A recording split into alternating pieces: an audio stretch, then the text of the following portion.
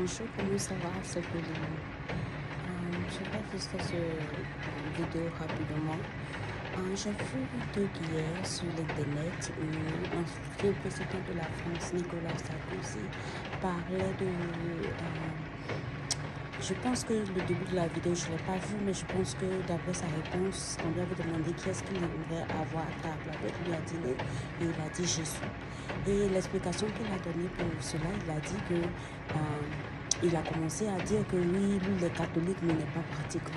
Donc j'ai arrêté de regarder la vidéo parce que pour moi, c'est insolite que quelqu'un dise que je suis chrétien, mais je ne pratique pas. Ce n'est pas possible.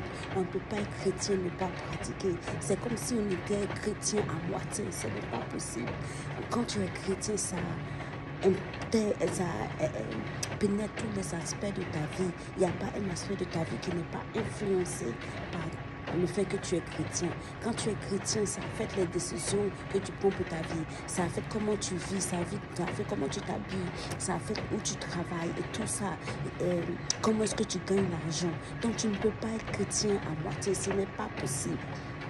C'est comme quand Jésus a dit, tu ne peux pas mettre le chariot et puis regarder en arrière. Moi, je pense que cette vidéo, c'était pour qu'on l'applaudisse ou quoi que ce soit, pour montrer qu'il a fait référence à Jésus, je ne sais pas moi. But, je ne vois pas ce qu'il y a à féliciter là-dedans parce que même, comme le dit la Bible, même les démons savent que Jésus est Dieu et les démons ont peur de Jésus. Donc, avoir de la révérence pour Jésus, ce n'est pas impressionnant. Ce n'est pas impressionnant. Et je voulais nous encourager à être engagés tout à fait dans notre foi. Si on dit qu'on confesse Jésus, ça devait imprégner notre vie. Comme Jésus lui-même l'a dit, on devait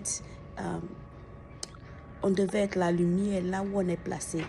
Comme le dit la Bible, on n'allume pas une lampe pour la placer sous un seau. On allume une lampe pour la mettre là où elle éclaire. Donc, à quoi ça sert d'être chrétien si ma lumière n'éclaire pas les gens qui sont autour de moi? Les gens qui sont autour de moi sont supposés me regarder, voir ma vie, voir comment est-ce qu'elle flore. Parce que Jésus est là-dedans. Et vouloir m'envier, vouloir voir ce que j'ai. Et moi, je vais leur dire, ah, c'est Jésus que j'ai. Et eux aussi vont accepter Jésus. Et leur vie vont transformer. On ne peut pas être chrétien dans un milieu et les gens qui sont autour de toi ne savent même pas que tu es chrétien. C'est pas possible. Dans ce cas, tu n'es pas vraiment chrétien. Parce que la Bible a dit, on les connaîtra par leurs fruits. Quel fruit est-ce que tu es en train de porter? Quel fruit est-ce que tu produis si les gens doivent deviner que tu es chrétien? En fait, je ne dis pas qu'il faut aller partout crier je suis chrétien, je suis chrétien. Ce n'est pas ça. Et chrétien, c'est la façon dont tu vis qui doit montrer que tu es chrétien. Il doit avoir quelque chose about you. Quand les gens pensent à toi, ils vont dire, il y a quelque chose à propos de cette personne. Et ils vont chercher à savoir ce que c'est qui te rend différent des autres. Donc, c'est ce message que je voulais porter aujourd'hui. Soyons véritablement des lumières dans les environnements dans lesquels nous sommes. Nous ne pouvons pas être chrétiens à moitié.